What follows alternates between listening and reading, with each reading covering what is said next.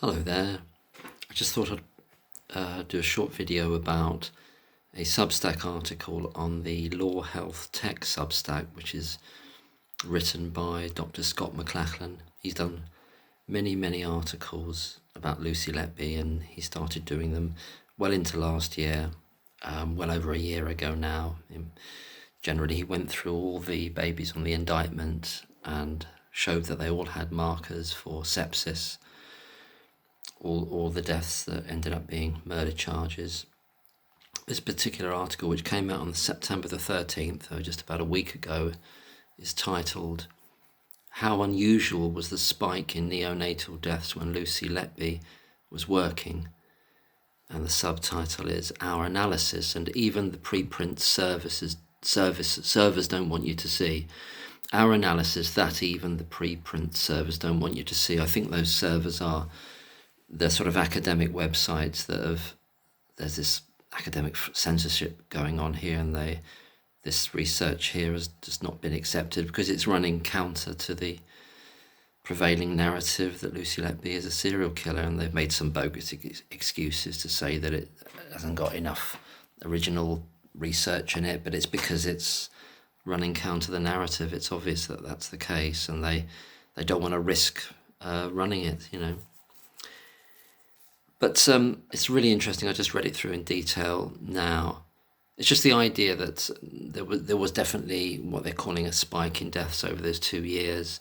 But Dr. Scott McLachlan has used this statistical technique, what's it called now? Bayes theorem, I think it's called. Probability. Bayesian analysis. Done a Bayesian analysis on it. He's looking at other hospitals over the same period of time. He's looking at 4 years between 2014 and 2017, and showing that there's a number of other hospitals. For example, if you go to some of these graphs here, in 2014, yes, Countess of Chester Hospital had this relatively lower number of deaths of 4. But then you had a hospital, Sherwood Forest, had 13. I think he's using a data set of 14 hospitals really as comparators to the Countess of Chester Hospital. And it shows that overall, across those 4 years, the Countess of Chester Hospital doesn't stand out really at all. I mean, in those 2 years, it's the highest of that data set, but only by one. In comparison to some of the other hospitals, only by one. I know obviously each death is a tragedy for the family, but we're just talking about statistics here in terms of whether it was a spike or not. But in terms of the difference between Countess of Chester Hospital and some of these other hospitals, it's a difference of one death across those 2 years in question, 2015 and 2016. That some of the comparators are level 1 units, some of them are level 3 units. I think there's one level 3 unit, a lot of them are level 1, some of them are level 2. McLachlan, Dr. Scott McLachlan, does another he runs over the definitions of the 3 types of unit, level 1, 2 and 3. They've also got other names, but I'll just call them that level 1 is also called an SCBU. Level 2 is an LNU, I think local neonatal unit, and level 3 is an NICU, that's a neonatal intensive care unit, that's level 3. Things like the Liverpool Women's Hospital and Arrow Park and Alderhay, they're level 3s. And he just goes through the different stipulations and the different criteria that make them fit into those different levels. Some of them have changed in the intervening years. For example, over this period of time that we're looking, 2015, 2016, as an example, the Countess of Chester Hospital were allowed to take babies under 1,000 grams. Which included one of the babies they had was 800 grams. But since that period of time, it's been changed so that all level 2 units, that the babies have to be 1,000 grams, and they also mustn't do invasive breathing techniques like the intubation. They can do CPAP and other kinds of breathing techniques. They mustn't do the invasive ones.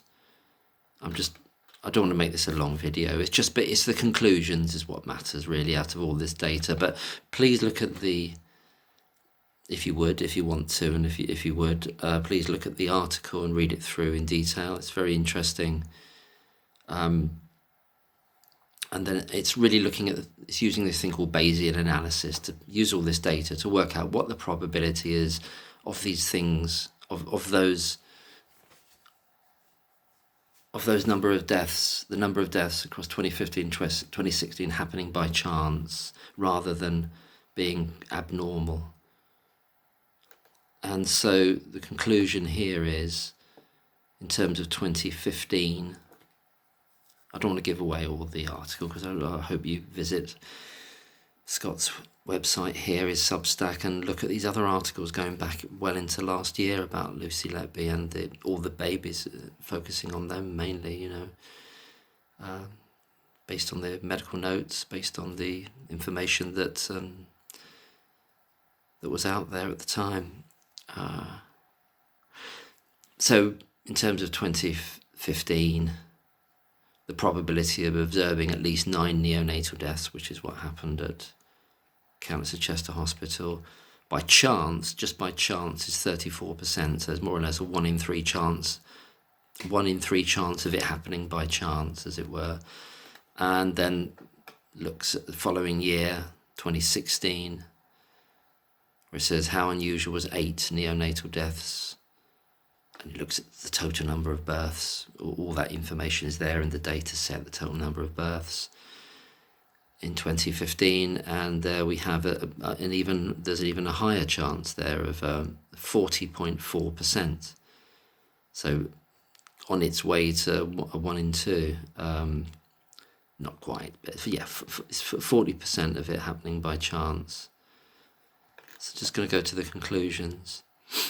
I'll read that little bit in the conclusion. We have shown here that there are 14 other hospitals in the UK which, in terms of the number of births and relevant neonatal care profile, can be reasonably compared to the CoCH. Using the available neonatal deaths data from these hospitals for the years 2014 to 2017, we've applied a standard Bayesian techniques to learn the overall population distribution of neonatal deaths rates for hospitals similar to CoCH. So the claim is that there was a spike in neonatal deaths, is what people have said. We found that the probability of observing at least the number of deaths that were observed at CoCH by chance alone is not small, i.e. 34.2% for 2015 and 40.4% probability for 2016. The overall conclusion is there was thus nothing especially unusual about the spike in deaths at the CoCH in 2015-2016. And then there's a little bit about the academic censorship when Scott has tried to send that work off to academic publishers, or I think they're online publishers. I don't, something called ARXIV, I don't know that because it's obviously to do with academic publishing and medical academic publishing, scholarly research, and they knocked it back. A couple of them knocked it back, saying, but as Scott infers, it was for reasons other than its qualities. It's to do that it's running counter to the narrative that Lucy Letby is a serial killer, and then it's working against that. Just one thing strikes me, and I know this is information that we kind of know to a degree, but how would you get the actual statistics for this to build it into this kind of model of probability is to include some comparative information between these other hospitals in terms of the staffing ratios, for example, in terms of the number of ward rounds per week, in terms of the level of staffing, in terms of their experience. That would make it very, very complicated. And moreover, how do you get that information for all the other hospitals?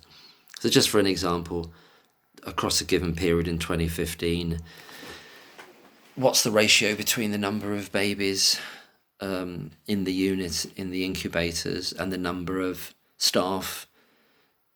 And it becomes very, very complicated then, doesn't it? And then the level of the nurses, and then how many junior doctors, what's the senior cover like at any given time, and to do that across a period of time, because we know that was a problem there, as Alison Timmis said, and as everyone else was saying at the time, they were overstretched, and they didn't have enough senior people there looking after the babies. You've got instances where there was just one junior doctor dealing with all those babies, and no consultants to be found there. You've got this paucity of ward rounds from the consultants. You've got other ward round consultants that are absent a lot of the time. So if you began to build things like that into it, I know we can't get that information because we can't. How would you get that? You'd have to have all the staff rotas. You'd have to have, for all those 2 years. I mean, you're not going to get the data. You're not going to be given it from CoCH, even less from the other hospitals. But hypothetically, knowing what we know from reports about that hospital, it would make those percentages grow if you could add those elements in.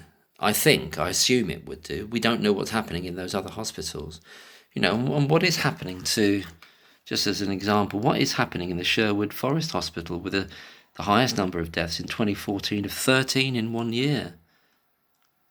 That's a very high, and it's high across the whole board. If you're taking the whole full 4 years, there are, in these comparator hospitals, there are a number of them. I haven't added them all up, but I think there's at least 4 or 5 of them that across the 4 years there are more deaths than there are at the Countess of Chester Hospital. But what is happening with some of these ones with a very high? You got Kettering here, so you're looking at Kettering General Hospital, which is near where I grew up, fairly near. Between 2014 and 2017, you've got 9, 6, 7, and 7. And for the Countess of Chester Hospital, you've got 4, 9, 8, and 3. And there's a number of those, which, if you added those 4 years of deaths altogether, they would be more than the Countess of Chester Hospital. Is anyone looking for serial killers in those hospitals? Was there a serial killer active? I'm not saying there was, but was, 13 deaths in 2014. What was going on there? Was there some kind of sepsis thing going on there? What was happening there? Be interesting to look further into that. The Sherwood Forest Hospital. I wonder if there are any reports online about what was happening in 2014. Were there any reports of outbreaks of infections in this hospital to account for this? Another thing that ideally, in an ideal world, you'd be able to build into this, and again, how would you quantify it? How do you get the data, especially when the hospitals are unlikely to give you this data, is, I don't know, what do I want to say? The number of infections that there actually were, all the details of potential infections, but that goes back into what we know was found on the taps in Countess of Chester Hospital in 2015, the Pseudomonas aeruginosa on the taps on at least 2 occasions, and did that transfer to the babies, and it just wasn't picked up. Is that information there somewhere?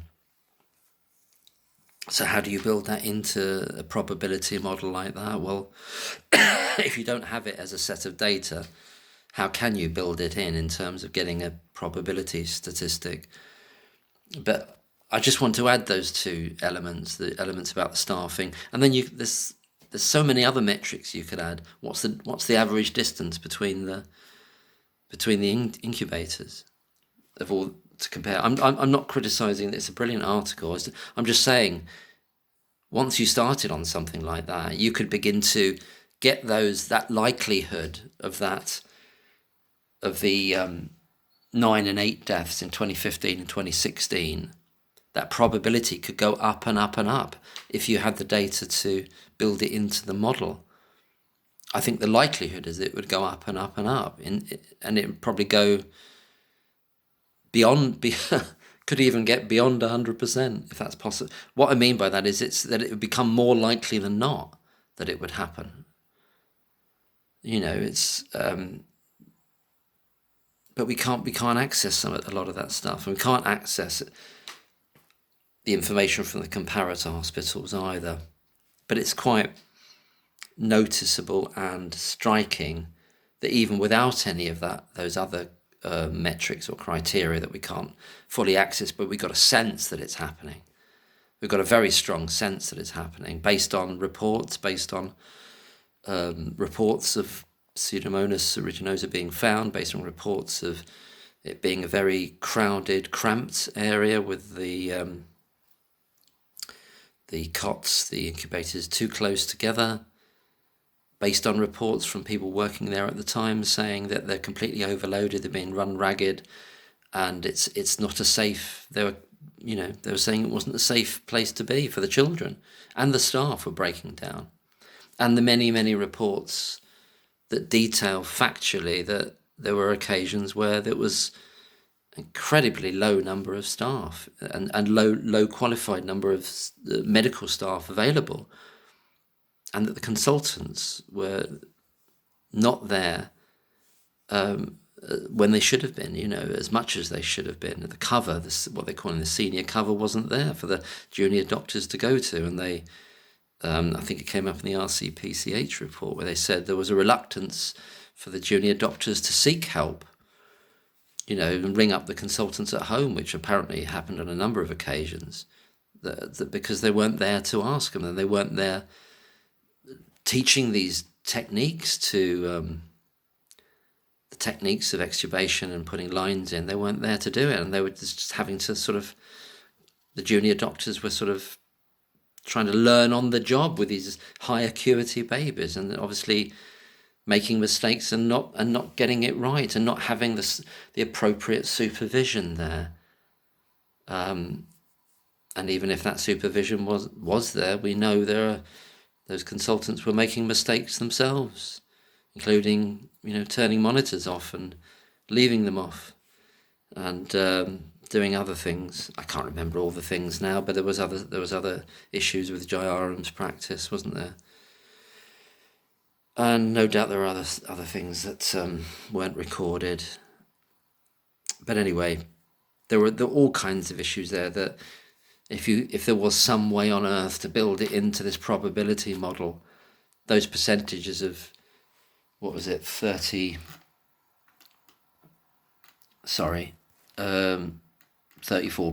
and 40% retrospectively, respectively, sorry, it's a bit late, respectively, for 2015 and 2016, they'd be going up and up and up. I think, I know it's a kind of an unknown what those other hospitals were like internally and what issues they had in terms of infection. And there's been some reports out today about the overall poor state that the maternity services are in overall, really, across the country. And this is just a bit of a sense here that what this case, I suppose, of, I don't like calling it a case, but what this terrible situation of persecution of an innocent person is kind of, it's in part, it's sort of screening or hiding, not very well now. It's hiding what's going on across the whole country in these maternity units with all the difficult problems. I haven't read many articles about that, but it's just a sense. It said that it's almost like a low level, a low quality of care is being accepted as that's the best that can be done now. That it's the norm. That's the gist of what was being said today. BBC have reported on it.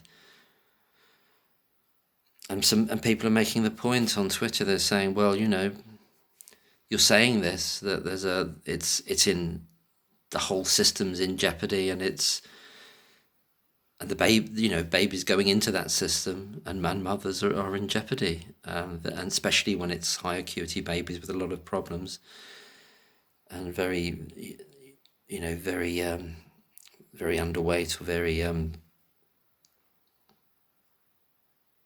very premature, etc., etc. Sorry, my mind's not working very quickly today, but I just really wanted to point you to this article by, I'll leave a link below, by Dr. Scott McLachlan on the Law, Health and Technology newsletter, which is the Law, Health and Tech Substack. Please give it a read if you would, and look at all these other articles, all of Scott's other articles. It's vital reading. But yeah, so I thought I'd throw a few bits in there.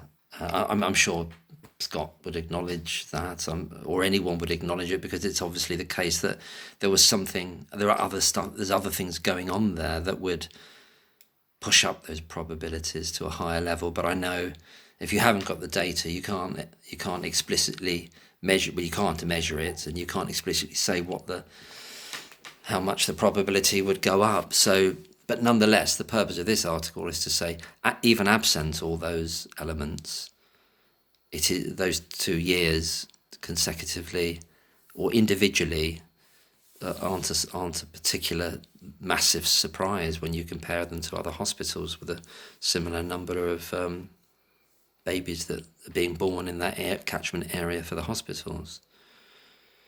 So yeah, I think that's it. I mean, there is a third element here that Scott McLachlan talks about, Dr. Scott McLachlan. He's talking about what's the probability of those 2 years of what other people are calling a spike happening consecutively purely by chance, and it does reduce down to 13.8%, so more or less 14% roughly. But as we see, there's other hospitals with incredibly high, relatively, levels. So there's a lot more detail. If you look at the graphs there, check it out, and you can draw your own conclusions about what this means to you, in terms of how it was reported, and in fact how and why the investigation was started. Because that was the rationale for having an investigation, is to say that, oh God, there's a massive spike here, can't be explained, got to get the police in eventually. Although I've got to keep saying that I don't think that would have happened had Lucy Letby not taken out a grievance, and had she not been coming back, there would have been no investigation by the police. I suspect that very highly, that there would not have been. It was purely because of the grievance process, the apologies made, the shaming of the individuals involved for their bullying behaviour, and that Lucy's coming back and had won her grievance, had been vindicated in her grievance. So yeah, please have a look at it if you would. I keep saying the same thing. Yeah, please do it, and look at Dr. Scott's many other articles. I think there's well over 20. Have a look in the archives there and check it out. Sorry if I've been a bit sort of waffly in this one, but it's a very, very interesting and very important point, this. And yeah, lots of other stuff going on, really. I think, I'm not sure if it's next week or the week after. I think it might be next week, where in the Thirlwall inquiry, because the reporting hasn't been so much as it was in the first week this week, because parents are giving evidence, so it's been kept more in camera, if that's the phrase. Not allowed to be reported verbatim. I think there's sort of generalised reports about the day, and certain things are coming out, but not in the same way as the first week. But the third week, I believe it is, we'll begin to see evidence being given by some of the consultants, and I think that would be very interesting. A, what they're asked, and B, what their answers might be. And then we'll get a real measure, I think, about how controlled or not, or how limited this Thirlwall inquiry really is, because there should be some very very hard questions asked of these consultants, shouldn't there? About, well, just take two of them. just take two of them. Before I say which two, I put a question as a tweet about a week ago, in which I said the third wall inquiry needs to ask of all the people that it's relevant to ask, and which would be the consultants and the management actually, although they've done most of the management interviews I think already, their submissions and their back and forth. But the question they should ask is, would you have ever contacted the police had Lucy Letby not brought a grievance process? Had she not been coming back to the unit, would you have ever contacted the police about this? And if so, when? Because in a way, would it paint them into a corner? Well, because they just lie and say, yeah, of course we would. They just lie. But I think they absolutely would not have done. There's nothing to suggest they would have done. Why do I say that? Because what did they do in relation to contacting the police between July 2016 for the next 8 months? Nothing at all. And back to two people that need to be asked a very particular question. Two consultants by whoever does it, whichever KC or whoever it is, or Ms. Thirlwall herself. Breary needs to be asked the question, when Dr. ZA emailed you now let me get the dates right for this, when she emailed you in 2016, in June of 2016, June or July, I'm trying to remember all these dates, it's the summer, June or July 2016, telling you that while she's on maternity leave, it's just popped into her mind that, sorry, I've got to go back on that. In 2017, in June 2017, a month after the Hummingbird fiasco investigation starts in May 2017, Dr. ZA, an anonymous doctor, emails Breary, Dr. Stephen Breary. She's on maternity leave, Dr. ZA, and she says, "Oh, I just remembered, 2 years ago, back in 2015, and nearly a full 2 years ago, it's in relation to baby F, that reading for the high insulin reading that we saw, which I put down to a test that was faulty, just wrong, an error on a test, and just discounted it completely. Now I think I'm on maternity leave and I'm thinking about that, but this is what's at the forefront of my mind. I've got to ring up Dr. Stephen Breary and tell him that that needs to be looked at now, Stephen Breary." And I do that in June 2017. But then Breary needs to be asked, why did he not mention that email, that communication? Why did he not say anything to the investigation or to the management or to anybody for the best part of a year? Because he waits till March 2018 to talk about that in a formal capacity, and he pretends that it's him that's discovered it. So he's waited the best part of a year there, and it's a replication about a different matter, but it's a replication of this strange period of time that is waiting almost a year. That Jayaram does that as well, doesn't he? From February 2016, he says he witnesses somebody, catches somebody virtually red-handed. It's emblazoned on his memory. Somebody being Lucy Letby, attempting to murder a baby, and he says absolutely nothing about it formally for 13 months, a year and a month. March 2016 is the first time he mentions it. So you've got the two main instigators of all this, Jayaram and Breary and Jayaram, and they each wait about a year to pass on information, formally in any way whatsoever.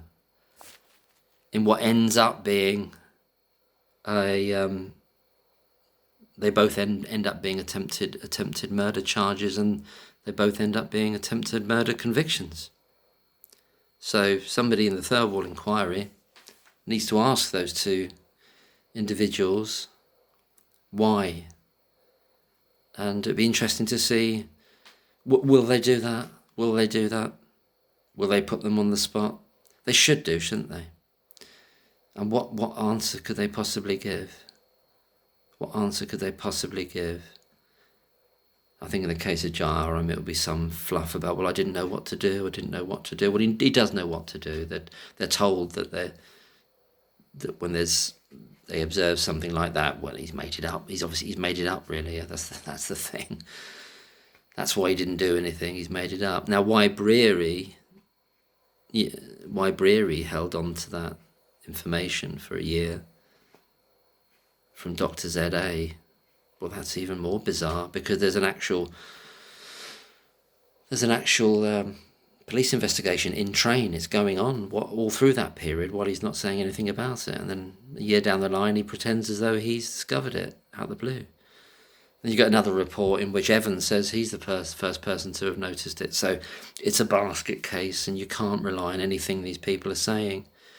It's because quite a bit of the construction of what's ended up as this terrible miscarriage of justice has been constructed, how would you put it? It's been constructed retrospectively. It wasn't all constructed in a neat way, like a building block, one after the other as it went along, to have an internal logic about it. A lot of the stuff was, oh God, we need to work out what we do now about what happened then. So it's all out of time and out of sync, and that's why these things are being thrown up. I don't know how clear that was, what I just said, but it's out of sync. And so it doesn't add up, it doesn't feel right, it isn't right. It's obviously totally abnormal for somebody to say, I saw somebody attempting to murder a baby, do nothing about it, say nothing about it. It's emblazoned on their memory. They'll always remember it. That's what he said at the trial, Jairam. But he just sits on that information for 13 months and doesn't tell anyone. That can't be. So there has to be another reason for it, is that he's constructed that after the event to get things over the line so that the police get involved, because he does it in March before the police are involved. They're looking for something to push it over the line, to force the management's hand, to force the police involvement, to stop Lucy Letby coming back into the unit. That's the level of desperation they're in to avoid her coming back. It's an absolute idée fixe from both of them and Breary. It's a bit more hard to even fathom a rationale for why Breary wouldn't. You'd think he'd pounce on it, wouldn't you? You'd think if he got that email from Dr. Z.A. saying that she just thought, oh God, check this out, Steve. Check out this high level of very high reading for alleged high reading, in terms of it wasn't the right test, but this reading that I completely breezed through it at the time in 2015, thought it was a load of rubbish, i.e. the test couldn't be relied on. But now I know, Dr. Z.A. knows, because she's hearing about it, reading about it in the paper. Now I know, she says, that there's a police investigation. I've got some ammunition you can use here, Steve. Here's my email to you. Get on it. Here's the baby. I'll tell you who it is. And this is in June, a month after the Hummingbird started. And what does Steve do? What does he say? Do nothing. Nothing until the following year. Until the following year. The following spring. Where the story morphs into he's working late one night, going through all the notes, trying to find something, trying to be diligent, and he just discovers it. He just discovers it, Stephen Breary does. Again, both those two stories can't exist, and they both can't be true, because it doesn't make sense. So I hope someone I hope there's someone that really is trying to do what the Third Wall Inquiry says it wants to do. And it needs to ask them questions like this, and it can't be fobbed off by silly answers like from Jairam saying, well, I didn't know, I didn't have the support. That's absurd. No.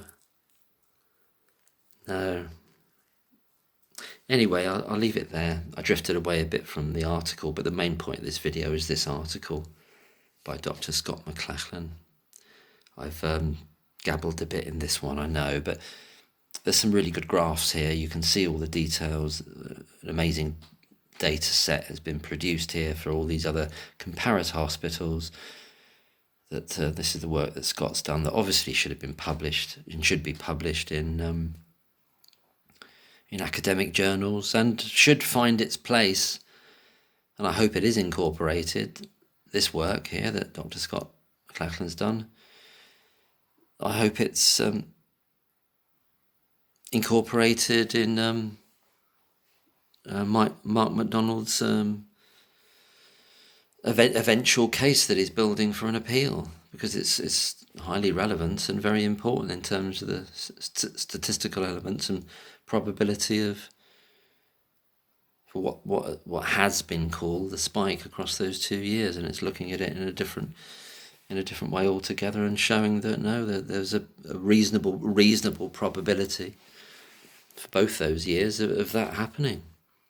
Not to mention all those other metrics and elements that could have meant that there was a way higher chance of it happening than even by chance. It would push up the probability when you begin to look at what was going on in that unit and all the failures, as I went through a bit earlier.